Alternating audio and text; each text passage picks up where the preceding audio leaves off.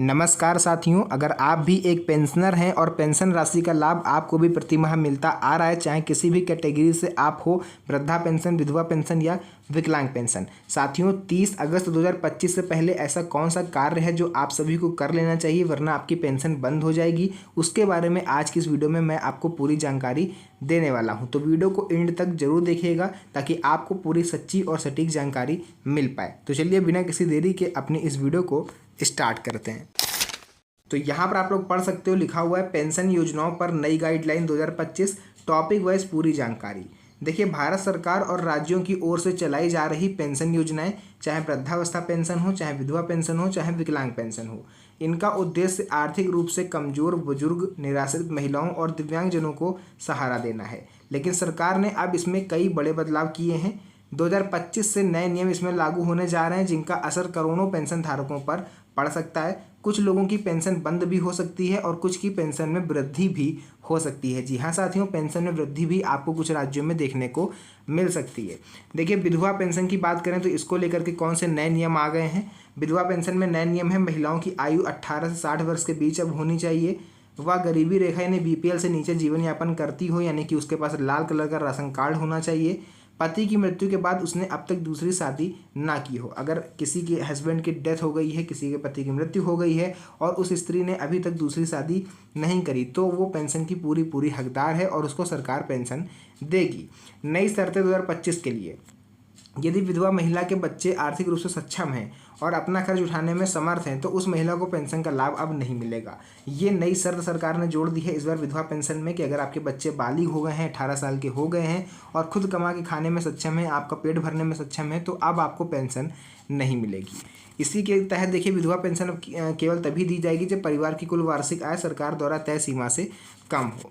Same यही condition देखिए वृद्धावस्था पेंशन में भी लागू हो रही है। इसकी उम्र सीमा क्या है, न्यूनतम आयु 60 वर्ष रखी गई है, जो कि पहले से थी। कुछ राज्यों में इसे अब 58 वर्ष तक कर दिया गया है, यानी कुछ राज्य ऐसे हैं जहाँ पर अगर आप 58 वर्ष के हो जाओगे तो भी आप पेंशन राशि का लाभ ले सकते हो। परिवार की आय सीमा, पहले यह सीमा 48,000 रुपये थी, लेकिन कई राज्यों में इसे बढ़ाकर 1 लाख से 1.5 लाख रुपए तक कर दिया गया है। यानी अगर पर ईयर आप 48,000 रुपये से ज़्यादा की अर्निंग कर रहे हो तो पहले आपको पेंशन राशि का लाभ नहीं मिल सकता था, लेकिन अब इस स्कीम को बढ़ा दिया गया है, लिमिट को, और 1 लाख कहीं पर 1.5 लाख कर दिया गया है। वो आपको अपने राज्य की ऑफिशियल वेबसाइट से इसके बारे में जानकारी मिल जाएगी। और अगर आप चाहते हो कि इसके बारे में मैं जानकारी आपको दूँ तो आप कमेंट सेक्शन में इसके बारे में मेरे से पूछ सकते हो।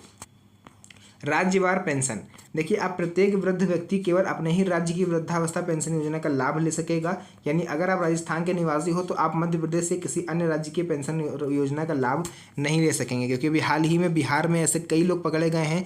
लगभग अगर आंकड़े की बात करें तो 1750 से 1800 लोग ऐसे पकड़े गए हैं जो अपने साथ साथ, अपने ज़िले के साथ साथ अन्य जिलों से भी पेंशन का लाभ उठा रहे थे। अब ऐसे लोगों से पेंशन की वसूली करी जा रही है और उनको पेंशन राशि पर आजीवन प्रतिबंध लगाया जाएगा। इसके साथ ही एक व्यक्ति एक पेंशन का नियम भी सरकार ला रही है। अब वृद्ध व्यक्ति को एक ही योजना से पेंशन मिलेगी, कोई भी व्यक्ति एक साथ 2 योजनाओं से पेंशन राशि का लाभ नहीं ले सकेगा। उसके बाद विकलांग पेंशन, विकलांग पेंशन में भी नए नियम आ गए हैं। जैसे कि पात्रता शर्तों की बात करें तो न्यूनतम आयु जो 18 वर्ष से अधिक होनी चाहिए, सरकारी अस्पताल से जारी 40% या उससे अधिक विकलांगता का प्रमाण पत्र आपके पास होना चाहिए। वार्षिक आय सीमा 60,000 से 1 लाख के बीच में होनी चाहिए राज्यों के अनुसार। केवल राज्य के स्थायी निवासी अपने राज्य की विकलांग पेंशन ही ले पाएंगे। अत्यधिक महत्वपूर्ण बदलाव जो होने वाला है वो ये है कि कम से कम 40% विकलांगता प्रमाण पत्र अनिवार्य है। फर्जी प्रमाण पत्र वालों को पेंशन नहीं मिलेगी। डिजिटल वेरिफिकेशन से सभी के दस्तावेज एक बार फिर से चेक किए जाएंगे।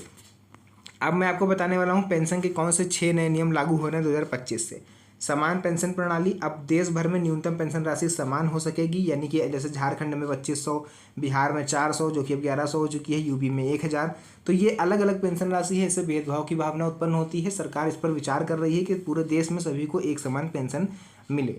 आय सीमा में संशोधन, वृद्धावस्था पेंशन के लिए परिवार की आय 1.5 लाख से कम होनी चाहिए। मैंने अभी आपको बता ही दिया है, आप लोग यहाँ पर खुद से भी पढ़ सकते हो। एक व्यक्ति को एक ही पेंशन मिलेगी, कोई भी व्यक्ति एक से अधिक योजनाओं का लाभ नहीं ले सकेगा।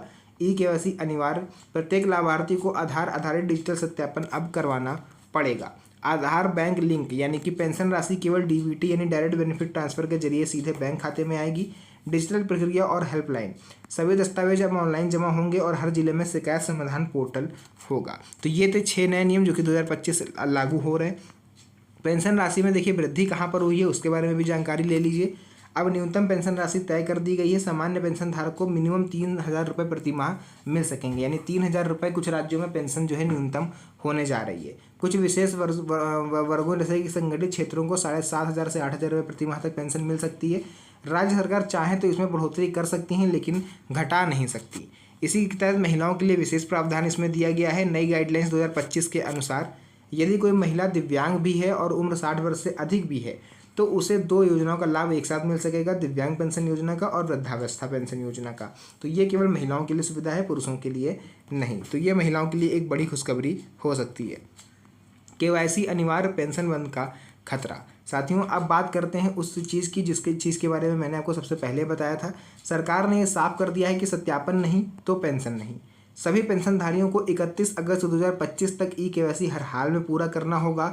अगर आपने 31 अगस्त 2025 तक अपना KYC कंप्लीट नहीं करवाया तो आपको आगे पेंशन नहीं मिलेगी। इसके लिए 3 तरीके हैं। देखिए, आप 3 तरीके से करा सकते हो। फेस ऑथेंटिकेशन यानी चेहरे की पहचान से, फिंगरप्रिंट स्कैन यानी उंगलियों के निशान से, आइरिस स्कैन यानी आंखों की पुतली की पहचान। देखिए, यहाँ पर 3 ऑप्शन इसलिए दिए जा रहे हैं ताकि जो पेंशनर्स होते हैं, मैक्सिमम देखा जाए वृद्ध पेंशन जो होते हैं, जो वृद्धावस्था पेंशन का लाभ लेते हैं, कहीं उनके चेहरे पे झुर्रियाँ आ गई हैं तो उनका चेहरा मैच नहीं होता, तो उसके लिए आप फिंगरप्रिंट लगा सकते हो। फिंगरप्रिंट में ये है कि कभी कभी उंगलियों के निशान घिस जाते हैं, जिस वजह से जो है उंगलियों के निशान भी नहीं लेता। तो ऐसे में आप आइरिस स्कैन यानी आंखों के रेटिना को स्कैन करा करके भी अपना वेरिफिकेशन KYC के थ्रू करा सकते हो। तो इन तीनों में से कोई भी एक तरीका आप अपना सकते हो जिसमें आप कंफर्टेबल हो। यदि कोई लाभार्थी समय पर KYC नहीं करवाता है तो उसकी पेंशन अस्थायी रूप से बंद कर दी जाएगी। KYC करवाने की प्रक्रिया देखिए, अपने ग्राम पंचायत या नगर निगम परिषद कार्यालय जाएं, अपने साथ आधार कार्ड, बैंक पासबुक, समग्र ID वगैरह लेके जाएं। दिए गए 3 विकल्पों यानी फेस, फिंगरप्रिंट, आइरिस स्कैन में से किसी एक से सत्यापन करवा लें। सत्यापन पूरा होते ही आपके पेंशन खाते को पुनः सक्रिय कर दिया जाएगा। हेल्पलाइन और शिकायत पोर्टल यानी हर राज्य और जिला स्तर पर पेंशन हेल्पलाइन नंबर और शिकायत पोर्टल सक्रिय कर दिए गए हैं। जिन लोगों की पेंशन बंद हो गई है या आनी बंद हो गई है वे ऑनलाइन पोर्टल या हेल्पलाइन से संपर्क करके शिकायत दर्ज करा सकते हैं। नई व्यवस्था का मुख्य उद्देश्य पेंशन प्रणाली को और ज़्यादा पारदर्शिता बनाना है और फर्जी और अपात्र लाभार्थियों को बाहर हटाना, केवल पात्र नागरिकों तक पेंशन को पहुंचाना। निष्कर्ष की बात करें तो 2025 में पेंशन योजनाओं पर आए ये नए नियम हर पेंशनधारी के लिए बेहद जरूरी और गंभीर हैं। जो लोग पात्र हैं और समय पर KYC करवा लेंगे उन्हें अब ज़्यादा और समान पेंशन मिल सकेगी, लेकिन जो लोग अपात्र हैं और KYC नहीं करवाएंगे तो उनकी पेंशन 31 अगस्त 2025 के बाद बंद हो जाएगी। इसलिए हर पेंशनधारी को ये बदलाव समझना और समय पर सत्यापन करवाना जरूरी है। साथियों, ये जानकारी अगर आप तक पहुंची है तो इस जानकारी को अपने यार दोस्तों रिश्तेदारों तक पहुंचाइए। इस वीडियो को इतना ज़्यादा शेयर करिए कि उनके पास भी ये वीडियो पहुंचे और वे भी समय रहते अपना सत्यापन वगैरह करवा पाएँ ताकि उनकी पेंशन बंद ना हो। तो जो भी चीज़ें थी मैंने यहाँ पर पूरा आपको विस्तार से बताया। आई होप आपको समझ में आया होगा। वीडियो पसंद आई हो तो वीडियो को लाइक करके चैनल को एक बार सब्सक्राइब जरूर कर लीजिएगा, क्योंकि इस तरह से कोई भी नया अपडेट आता है, कोई भी नई गाइडलाइंस आती है तो वो सबसे पहले मैं आपको अपने चैनल पर बताता हूँ।